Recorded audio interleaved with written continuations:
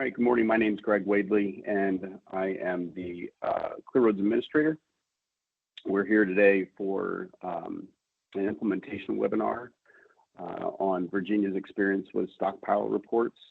This webinar is being led by AJ Eunice from Virginia DOT.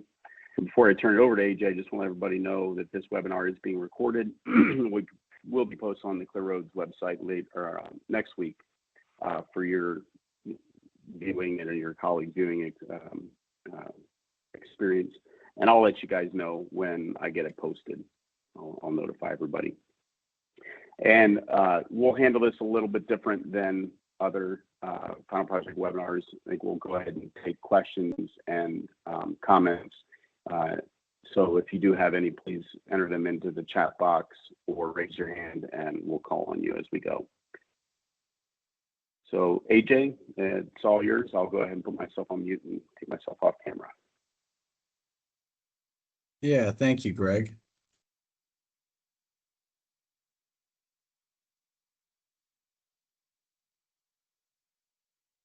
There we go. Good morning, everybody, and thank you for taking the time to join this implementation webinar. My name is AJ Eunice with the Virginia Department of Transportation. And while this is an implementation webinar, it's going to be a little different today because VDOT is still in the process of piloting what I'm going to talk about today, which is the automated stockpile measurement solution offered by the company Stockpile Report Systems. So I wanted to take some time and take advantage of this platform to not only shed some light on our progress, but to really discuss how we got to where we were, how we got to where we are, and the steps and path I followed to take this from an idea I heard at my very first Clear Roads meeting to something that is now being actively evaluated by our agency. So just a high-level background on VDOT. At the Virginia Department of Transportation, we're responsible for maintaining approximately a 60,000 lane-mile system, and we maintain the majority, a high majority of the roads in Virginia. We do that across our 9 districts, and there are 31 residencies, which serve around 100 counties in Virginia. And throughout those counties within our residencies, we have about 279 salt storage locations alone, which obviously we're going to talk about a little bit more today. So a little overview on the pilot we're currently participating in. So after the 2021 Fall Clear Roads meeting in Madison, Wisconsin, I learned of a few innovative solutions that were being tried or tested by other Clear Roads states. And I took those back to Virginia and shared them with a couple different levels of the agency and shared them specifically with working groups within those.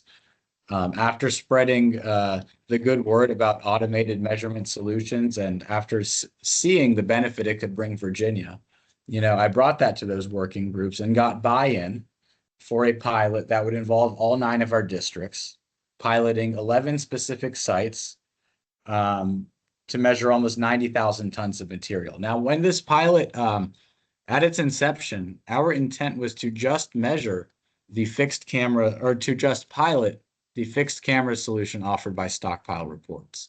It wasn't until we actually got a little bit more involved in the onboarding and installation of those fixed cameras that we learned about, that we became more aware of the benefit offered by their mobile solution. So we're also piloting the Stockpile Reports app, SR Measure, in one of our residencies.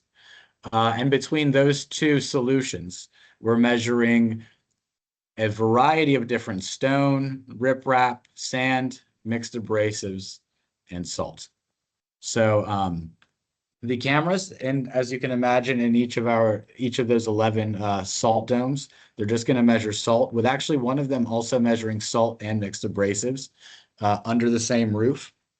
And then the residency that's participating, the SR Measure pilot, is actually utilizing SR Measure in the measurement of all of our, and they're using it to measure all the materials that we measure for record. So to simplify that, really, we're trying to use Stockpile Reports both the fixed cameras and the mobile app in place of walking wheels when it's most appropriate. So to give you guys some background on how this started and where we've come in all this time, this has taken us a little bit of time. And as you can imagine, nothing moves incredibly fast in a state government agency, right? So in the Clear Roads, and something that we discuss a lot at our Clear Roads meetings is, we all bring forth these great ideas to the table, and many of us look at those ideas and imagine all the ways they can solve our own problems back home. But we don't always understand how maybe that state that shared the idea got from point A to point B. And I don't know about you guys, but at least for me, it certainly feels like it's easy to not know where to start. You have this great idea, you bring it back to your state, but then what? How do you build traction, especially when it's something that you may have heard about in the fall meeting and you didn't think about in time for a budget cycle leading up to it? There's a lot of these cyclical things we deal with that could easily prolong or not just prolong, but make something like piloting new technology seem a little more intimidating. So in September of 2021, I attended the Clear Roads Fall Meeting in Madison, Wisconsin. And I actually learned of I had several takeaways from that meeting. After that meeting, I came back to Virginia wanting to discuss stockpile reports or any solution that could measure our materials more efficiently and effectively than the methods we use now. Mobile ARWIS was a big topic at that meeting. And I also, I learned about direct liquid application. So after one meeting, I came back with all these big ideas.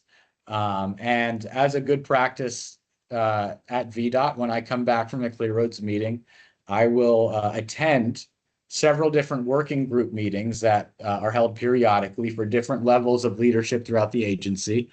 And I will give those groups updates on, some of my key takeaways from Clear Roads. So in that fall, I briefed everyone on these 3 ideas that I thought would solve a variety of problems for us at the agency. So after talking to these different groups of, superintendents, maintenance engineers, other district representatives, it was apparent that there was a desire for these solutions. And it was something that within the central office maintenance division, we wanted to pursue statewide. So in order to kind of in order to tackle a situation where there's several, you have several good ideas, you think they're all important, and you need support in piloting this statewide because you may not have done it before. It was recommended by my leadership that we engage the Virginia Transportation Research Council, which is VDOT's research arm. And that's exactly what I did. So in December of 2021, we met with the Virginia Transportation Research Council. I shared with them the innovative ideas I learned about at Clear Roads, and we started to discuss how they could help me maybe evaluate some of these or test them out. So we talked about it in December 2021, and they immediately saw merit in all of the innovative takeaways we had from that Clear Roads meeting. But we saw a lot of benefit in being able to automate measurements of salt in some of our most critical locations statewide. That was definitely something that it felt like it brought more value at that time, compared to some of our other ideas. So we started to really chase this idea down. We didn't stop chasing the other ideas down, but we put this one at our forefront. And I'll tell you why in a moment. So our planning, we agreed that December 2021, there's something to work with here, and we want to start pursuing these ideas. After that following snow season over the course of that summer and by August, we started to really plan for and research solutions that provide automated stockpile measurement. So while I heard of stockpile reports at the Clear Roads meeting, I knew enough to know what I don't know. And we wanted to make sure that we vetted any other possible solution before we just tried to run to the bank with, the first thing we learned about. So we spent then later part of that summer doing research on automated stockpile measurement through the Research Council. We were able to engage some key players, both at VDOTs and outside of VDOT, that had experience with automated stockpile measurements. And we were able to quickly narrow down the vendor playing field to determine the style of solution we wanted and who might be offering those. So shortly after August of 2022, we began the procurement process. So we started that in December of 2022. And you guys are probably realizing I'm mentioning the year and month a lot because we dealt with months and years in this process. So in December, we start the procurement process. And I'm sure in most of your states, you follow several different types of procurement processes depending on what it is you're procuring. Is it a good? Is it a service? Or more specifically, is it a good that involves technology? And this certainly is. And in Virginia, that requires some additional review by both our procurement folks and our state IT agency. So we began that process in December of 2022, and that consisted of a lot of paperwork and back and forth between our group, procurement, and the vendor to get all of their system-related questions answered. So it was in September of 2023 that procurement was officially completed. And we were able to start formally planning for the installation of these cameras. So let me just go back to that. December of 2022, the procurement began. And following September, it was completed. So a little under a year. But again, we learned, this idea started in 2021. So nonetheless, we were very well underway on this journey. So in November, we started our installations. And the way that I tackled this was we had, leading up to these installations, we identified the key stakeholders in each of our districts. So I understand we all have a lot of people who do similar things, but we call them different things between our agencies.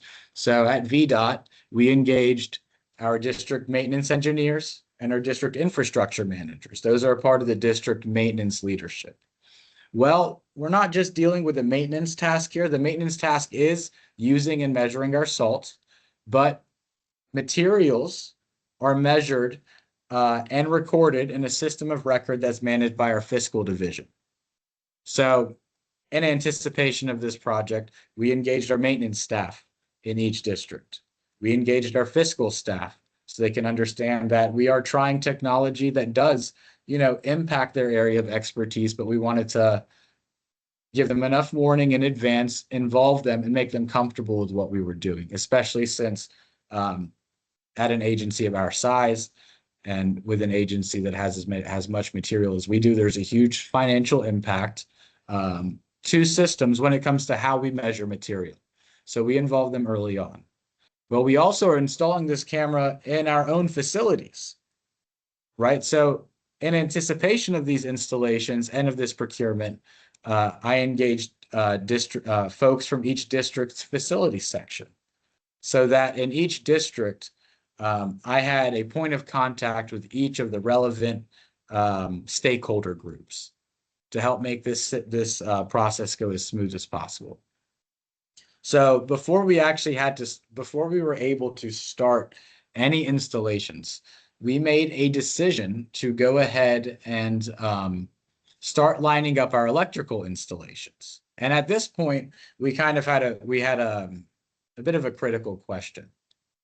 We could send our electricians into a dome like the one you see in this picture and install the 2 receptacles needed to power the camera solution, right? Or we could wait on the cameras to be installed and then install the receptacles near the cameras, regardless of where the cameras go. So early on, we're talking with facilities, we're talking with Stockpile reports so that we can work out any kinks before we come across them on site. So we came up with a plan between the vendor and facilities that we would install electrical after they installed the cameras so that they could put the cameras in the best location for the building and not just in a location that was closest to the power source. So between September and November, we really had to do all this planning. Now, we anticipated the procurement being completed. We hoped that it would be completed, but of course we can't guarantee that the procurement will be completed successfully. So there was only so many commitments and so many items we could plan for, but we had all that in place so that in September we could execute the plan. So the sites were selected well in advance of September, and I had shared with the vendor all site-specific information they asked for, internet connectivity. We looked at it on a map. I had our district folks take pictures of the entrances and the interior of these facilities, just so that the vendor would have as much information in advance as possible. And I think that really helped make this smooth, because when we went to each site, sure, there would be a little hiccup or a surprise, but anything that would have been a showstopper or that would have impacted our effectiveness was addressed in advance.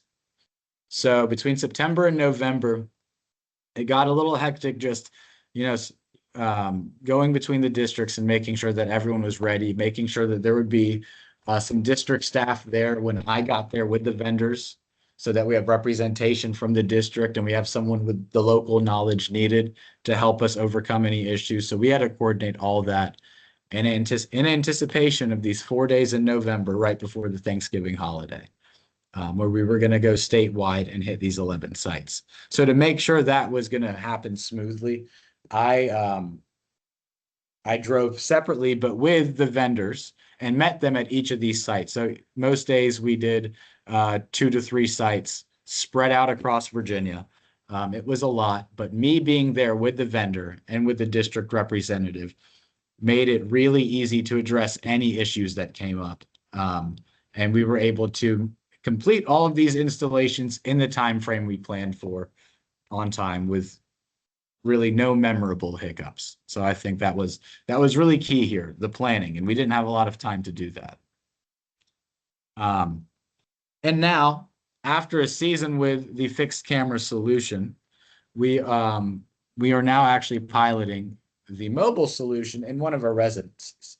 So going into the winter of 23, we wanted to focus on the cameras. We wanted to make sure that they were working for us, they were working correctly, and gain familiarity with the system before we started taking on too much or biting off more than we can chew. Again, I think that's key when we're talking about bringing about new technology and things that are otherwise seen as a change by people who have been doing certain things a certain way for a long time, and for good reason. So we didn't want to take on too much. So the following year, this past September, we formally started the mobile pilot, and we picked an entire VDOT residency, which encompasses multiple VDOT area headquarters, to pilot that technology in their day-to-day operations. And just like the fixed camera, the planning for the fixed camera solution, in anticipation of the mobile app, I included our inventory and fiscal folks. I made sure to include our maintenance, leadership and management, and we made sure to gain the buy-in of the folks in the field. So buy-in from the people who are going to be, trying out the change you're trying to bring is key. So at this specific site, I'll tell you guys a little story. So this specific site is referred to as our Strasburg Dome. It is in Stanton, Virginia, which is in a mountainous area of Northwest Virginia. And on this particular day, the installation of the fixed cameras that went into the dome you see in that picture was set to start at maybe, 3 o'clock, let's say, and due to travel and traffic, we probably myself and the vendor didn't get there until almost 5 o'clock, honestly, maybe 4:30. And when I got there at 4:30, I was expecting to meet, I was expecting to meet someone who had volunteered to stay back to, help me facilitate anything that we needed for the vendor. And I felt really bad for the guy because we were already late and now we're going into the after hours. So I get to this site and I notice there's at least as many people you see in the picture. And, after some quick introductions and just a quick discussion about what we needed to do for the install, I kind of had to ask, well, what are you guys still doing here? It sounds like we have all our bases covered. And they told me, well, we heard that this camera solution also comes with a mobile app that can measure stockpiled materials. And we're interested in that. We want to, if we can't try it, we at least want to see a demo of it. So all these gentlemen from a couple area headquarters in Northwest Virginia volunteered to stay after hours to see what the big deal was with this new innovative camera solution. And not only were they interested in what I was interested in at the time, which was the fixed cameras, but they already took it further and took it upon themselves to learn about this solution and found out that there's honestly an even better solution for the agency, because there's a way through this vendor for these guys to measure more material than just salt. And they saw that immediately, and they wanted to stay back just to see a demo. And at that install, I told them, I said, this year, we're going to go through a pilot with these fixed cameras. But when and if we engage the mobile part of this pilot, I'll be sure to start that here. And the reason why I wanted to start it there was because of that just inherent and immediate willingness to try something new and innovative. And sometimes, it is not easy to get that. And it is pretty often where people will feel like a new innovative solution that's being piloted is really just a burden or a hassle, or, it's going to take people away from doing their actual day-to-day jobs. And these gentlemen didn't see it that way. So once I saw their willingness, I knew that I would have to tap into that later on. So a year later, actually less than a year later for them, when it came time to pilot that mobile app, I knew that their area was where I wanted to do it because of their willingness to try that. And I knew that based on their willingness, they would give me the most honest and realistic evaluation of this solution. Because at the end of the day, it doesn't matter how much I like it or how cool I think it is or how innovative I think it is. If it doesn't work for these folks and if it doesn't work for the agency for any reason, I mean, it just doesn't work. And, that's a reality we have to face. And I knew that I would get that reality very quickly from these folks. So I was very appreciative to them for that. And they certainly helped get us to where we are with that pilot today. So some things that made this successful, well, not just some, but a lot of things that made this successful was gaining buy-in at multiple levels, right? I was able to show a group of district maintenance engineers the value of this, and they saw the value, right? And then the next level below them, I showed them, they saw the value. But it wasn't until I got buy-in from our folks in the field and their leadership, our area headquarters, the supervisors, the superintendents, it wasn't really until I saw their confirmation that I knew, okay, this is a direction we want to go. I don't do what they do. I can't do what they do, and they do what they do for a reason. So it's imperative for us to lean on those folks to understand if our good idea is really a good idea, or if it's maybe, just a good idea in theory, right? So I tried to involve them at all phases of the planning. I tried my best to not assume anything. If the question was asked of me and I knew the answer, I would still reach out to our district stakeholders and say, hey, the vendor is asking this about the electrical or this about, the clearance. Does that impact you? Because I know it certainly doesn't impact me here in the office, but I may not have all of the local knowledge that they have. So accepting that, understanding that up front is key. And it really turns everything into a group decision, because this is everyone's first time trying something like this. No one has used this specific thing at this specific place before. So knowing that up front, it just saves a lot of conversations later on. So while we involved our different locations in our different districts, we still need to make sure we're involving all the appropriate divisions, which are shared between, VDOT central office and our districts. So I did my best to involve them early on. And if it wasn't for my going to our district leadership, I may not have realized some of the importance in that. After talking to district maintenance leadership, they quickly made me realize, hey, you need to involve us.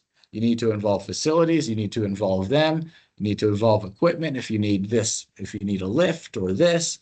So at the beginning, we made sure it was a group conversation, and that was key, because that shares ownership of decisions, responsibilities, and it just makes the problem solving more easy.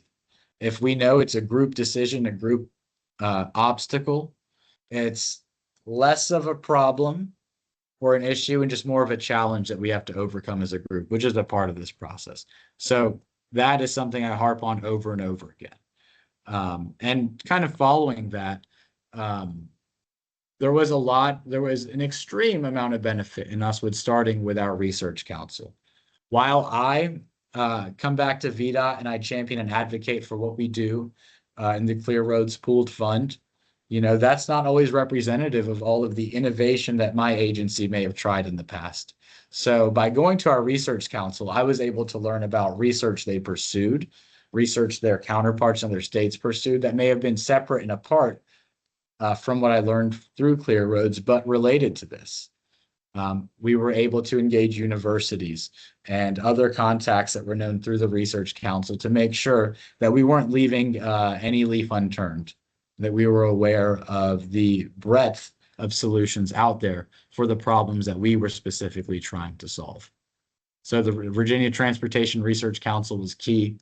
They made it, I have to really give them a lot of credit. They made it extremely easy to navigate the procurement, to plan for this project itself. They pointed things out that, they know about because of their experience in planning these statewide pilots. This was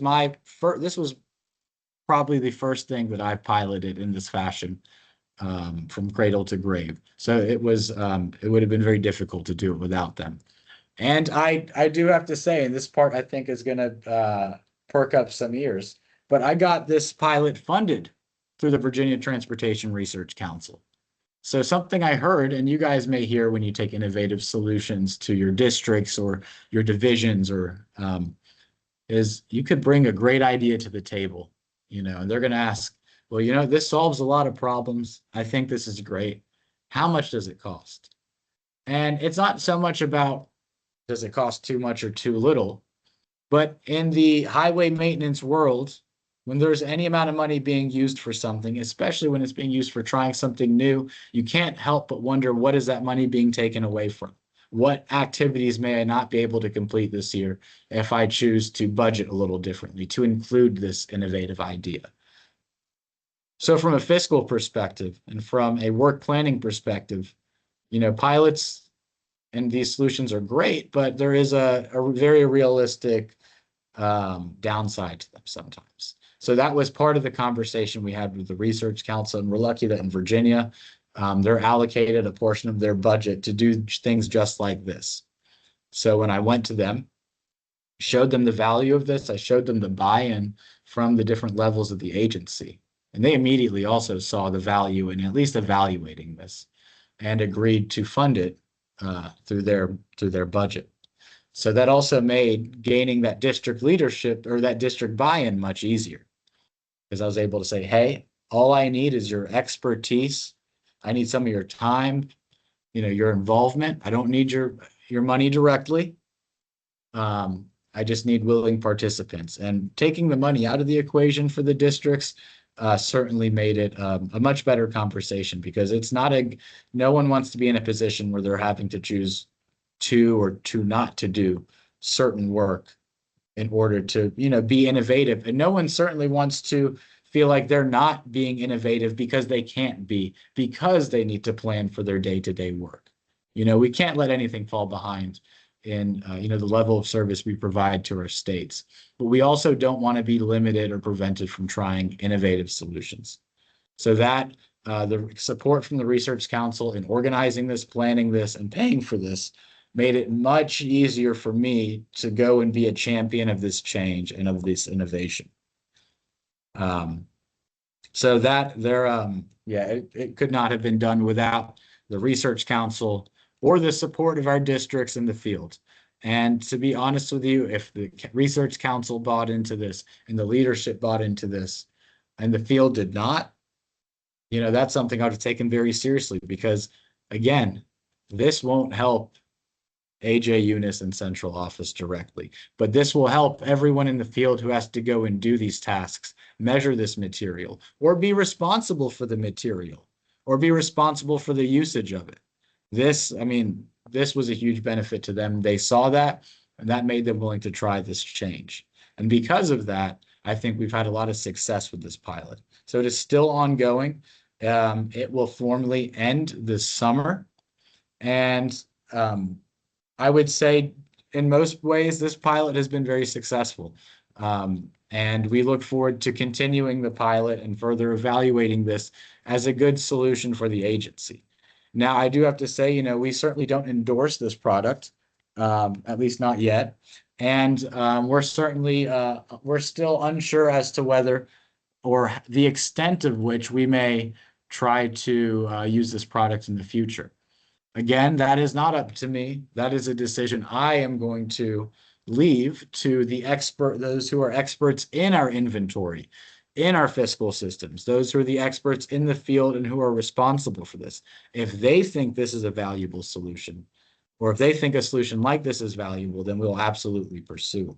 But until I know that from them for sure, until I hear back from that residency and from each of these 11 sites, I I will never be able to say at least, because like I've harped on, this at the end of the day isn't going to be for me, but it'll be for them. And that's what's most important.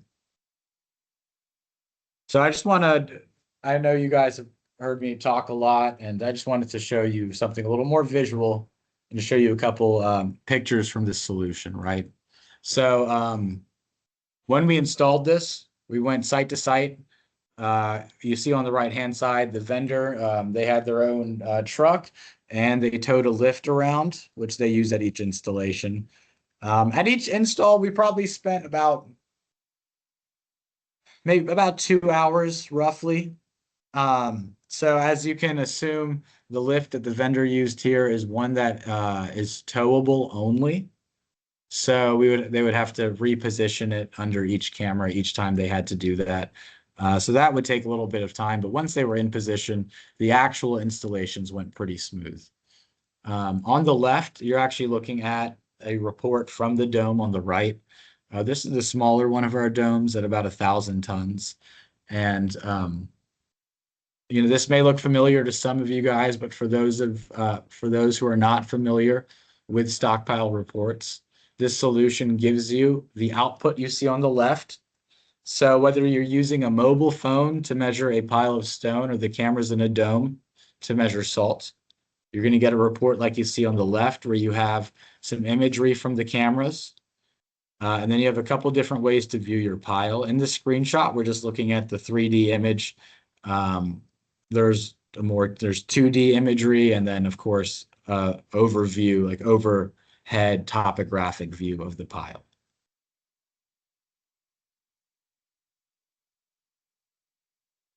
So the camera solution itself is there's no other way to put it, but it is an iPhone in a box.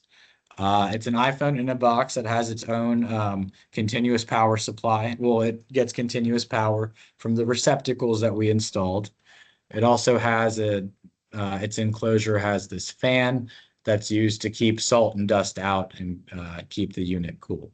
So the iPhone has continuous power, and it is not just the iPhone that you and I can go buy off the shelf. While it is that physically, Stockpile Reports has numerous patents on on their solution and how they process the imagery from the iPhone. They also use more than just the iPhone's cameras in their solution. So they actually use all of the different sensors and meters that iPhones now have.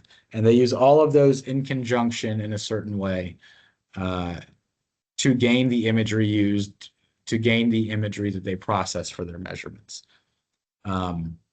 I've already asked. It's not something that we can just go figure out ourselves, because I would love to take an iPhone and figure out how to do this, but they really cracked the code with the hardware that's offered by Apple. So the reason why it's an iPhone is iPhones are just very consistently produced. If you are an Android user, you know there are several manufacturers of Android devices of varying quality and varying specifications.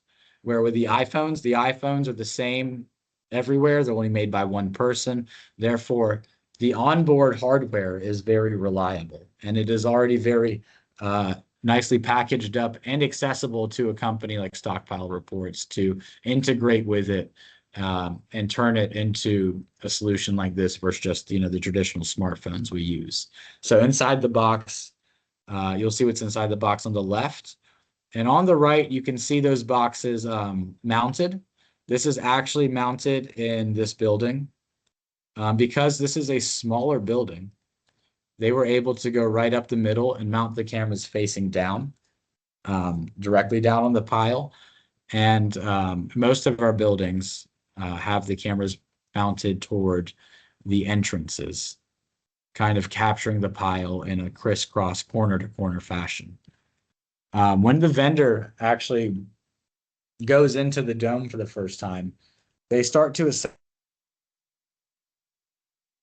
One of the installers is actually flying a drone around the inside of the building and the outside of the building so they can start digitally creating the space or the limits, right? The boundaries of the pile that's going to be measured. So while they're doing that, there's a drone flying around.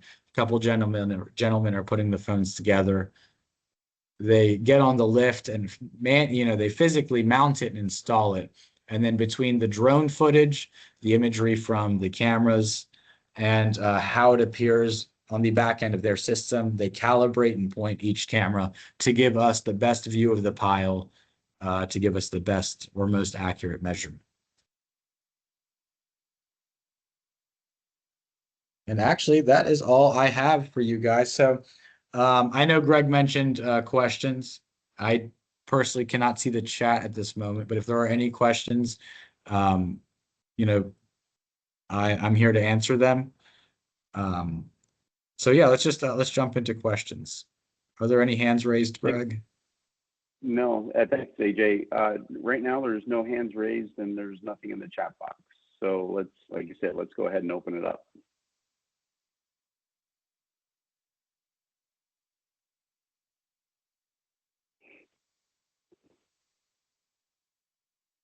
All right. Clay Adams has a question. Thank you, Clay. AJ. So how many, I may have missed something, but how many cameras in a dome of this size? And are you buying these or renting them? A little bit about the dollar side of it. Sure. So this dome actually used 2 cameras.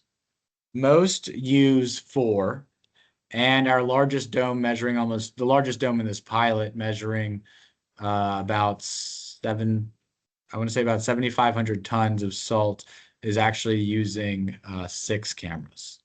So on average, you can anticipate 4 cameras at a site. We did not rent the equipment. We did purchase it. We basically paid one amount. We paid a flat rate for the duration of the pilot, the data, the installations, the cameras. It was all inclusive. And that was in the ballpark of about $115,000. So with our pilot, let me add this. And this is actually something that I think is something that is turning into the more valuable part of the pilot. With the pilot, we got enterprise access to SR Measure. So while we have 11 fixed locations with the camera system, agency-wide, we're able to use and evaluate the mobile app. So we got that into the hands of an entire residency. And situationally, we've been granting access for people to further test in the field. And I will say we've actually evaluated the use of SR Measure in debris management operations. And we were able to, in a pretty quick fashion, grant access to a couple dozen people who needed to measure debris. So it was hard for us to put a dollar amount on that mobile app access. All right. Thanks, AJ. The next question is James Morton from Washington. Hey, James. Hey, how's it going? Good job. Right? We did a test as well, and actually you answered my question just a minute. My main question, which is how many sites did you test? It sounded like 11 separate sites. Yes. Yeah, okay, so pretty good size. But yeah, so we used the mobile app and we tested, as I think you know, the stationary one, and it worked really well. But we only tested it on one site. And the hurdle that we ran into um, after we were done, after we established that, hey, this works well, was just sort of the ongoing cost. Well, cost of installation, then ongoing cost if we wanted to go system wide. And so I guess I'm just wondering and I know you're still working, you're still in the pilot phase, so you may not have the answer, but what do you see as sort of the hurdles um, to going system wide with all of your sheds? Because I know that for us, for instance, we really felt like that's when you start to gain the real advantage, when you know what your entire system is, um, given at any real time, any point in time, so that maybe after a big storm, you can immediately see, how much salt you're going to need or sand you're going to need to get back up to speed. So just curious what you're thinking about in terms of building this technology out throughout your whole system. Yeah, so initially, so when we picked the 11 sites, I went to each of our 9 districts, and again, I wanted buy-in from them. So I met with them to understand which sites were most critical to them. Nice. Either a site has more salt than the rest of their sites, or it serves a critical area, or maybe it's even an unmanned site where they don't have someone there until they need to Right. use the salt. So we evaluated sites based on that. And in Virginia, because of our weather, we don't get as much snow as some of our fellow member states. And what I learned through this process is through a couple light winters, when I say we, I mean our field staff, our districts, they know how much salt they have. Maybe I don't know how much salt we always have. I can find out. And maybe it's not, maybe the way that we know now, it's not as, technologically driven as this, but we tend to know how much salt we have. I am starting to see a much greater value in the mobile app, and the measurement of all our other materials. So I think that if we were to take a system-wide approach to stockpile reports, I would recommend that the fixed camera solution, it should be in some places, Gotcha. but we could probably come up with an equation to determine the places that don't store enough salt or use enough salt to warrant the additional effort or cost of the fixed camera solution. Gotcha. So if you have like a regional dome or just a dome in a critical area where you have a lot of material going in and out, I see a lot of value in letting the camera do the work for you. But if you are in a more remote location, the same guys measuring the salt or the same guys who need to know how much they have, it's not going to always add a lot of value there. Now, it does add value in material measurement consistency, but it doesn't do that in as many instances as it does for us in the measurement of all of our other materials. So I'm already seeing a much bigger advantage with the SR measure side of the house. If more people at a place like VDOT measured with something like SR measure instead of a walking wheel, I'm already seeing by looking at the data that we're going to have much more consistent materials measurements. And that obviously will funnel into having a much more confident idea of the value of your materials, and how much you have on hand. Having 5 people measure the same way with the same phone, with the same algorithm, has given us a much closer variance with accuracy as compared to the same 5 measurements, the same 5 people with walking wheels. So I'm seeing a lot of benefit in like a system-wide blended approach. If you have a big enough dome or you use enough salt or you have enough activity, there's a lot of value in letting the system do the counting for you instead of someone who's actually issuing the salt. But salt isn't, I think, all of where the benefit of this solution is. It's really in the measurement of your other materials. Now, I will say something that I've tried with success is the mobile app will let you measure bunkered material. So material that is in a 1, 2, or 3-sided bunker. So think for 3-sided, just think about your classic concrete blocks holding material in. 2-sided bunker would be, you know, 2 walls meeting to form a corner and material being in between them. And a 1-sided bunker is really just material piled against a wall. Well, we have a lot of hangar style salt storage facilities. So it will have a maybe 3 to 5 foot concrete footer wall going around it, and then the metal arch and canvas covering the top. Well, that footer, the short wall that it does have, is no different actually than a 3-sided bunker. So we have a lot of locations that have between 1 and maybe 2,500 tons of salt. And I'm finding that the mobile app does a decent job, a good job at actually measuring the amount of salt in those buildings by treating them like bunkers. So by the time we determine how many buildings we have that could be measured with a phone, on top of all the materials that could be measured with a phone, I'm starting to really see that the mobile measurements are going to fill in. I think the mobile measuring will bring about that system-wide benefit more so than just the cameras.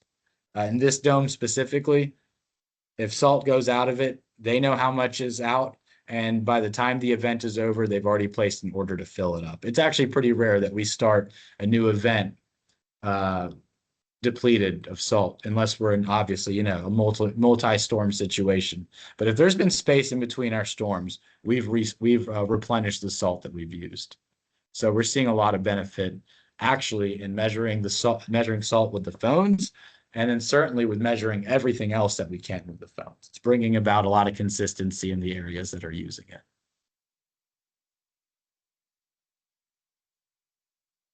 All right. Sounds good. Thanks. Yeah. The next question is from Winter of Idaho. Hey, yeah, no, solid work, AJ. That's good. Thank you kind of hit on what I was going to ask just about accuracy. So we've been using the mobile side of SR reports for a while, and we piloting some of the blanket field LiDAR in shed cameras. So I can't speak to the SR for the mounted cameras. I just was kind of, accuracy was just the biggest question. We've seen with the mobile that we were kind of getting some variabilities. I think it was probably the user, but yeah, I just really wanted to hit on that and see if you kind of had any rough numbers of how accurate you think they are, or difference in people measuring or anything like that. Yeah, so we've seen within 2 and 5-ish% difference actually between our system of record, which is manually measured.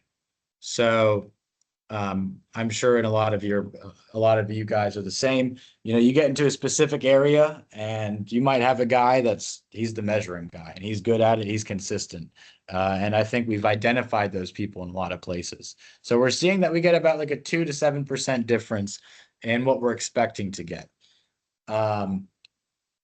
The tolerance of this, though, from measurement to measurement, I mean, it really is it's a couple percent different.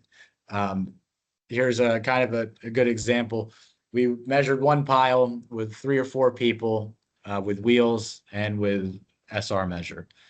Had them take 3 measurements as well. And the walking wheel, you know, the measurements kind of looked like this. We got, 467, 523, 572, 500. We're kind of getting a variance that kind of feels like that, right? After we looked at the mobile measurements, it was much more like 507, 514, 520, 516. It was a much tighter grouping, which we are seeing consistently. So it's within our tolerances, honestly, for what we find acceptable from a walking wheel. It cuts that tolerance in half, from like a 10 to 5% tolerance when people are doing their like 4 record counts of material. And something, though, because there's a human factor with all of this, just like the walking wheel too, for the time being, my recommendation to the agency has been, if you're measuring something, especially if it's for record, go ahead and just take like 3 measurements It still takes less time than the walking wheel. And it'll really save you in some situations. I mean, through evaluation, there's been countless times where, you know, 2 people get 500 and then one guy got 300. We're thinking, whoa, what happened? And we'll look back at the video that's stored on the phone and we'll see, oh, you know, halfway through the measurement, he pointed his phone at a bird or at his boots, you know. And had you only taken that one measurement, you may have ran to the bank with it.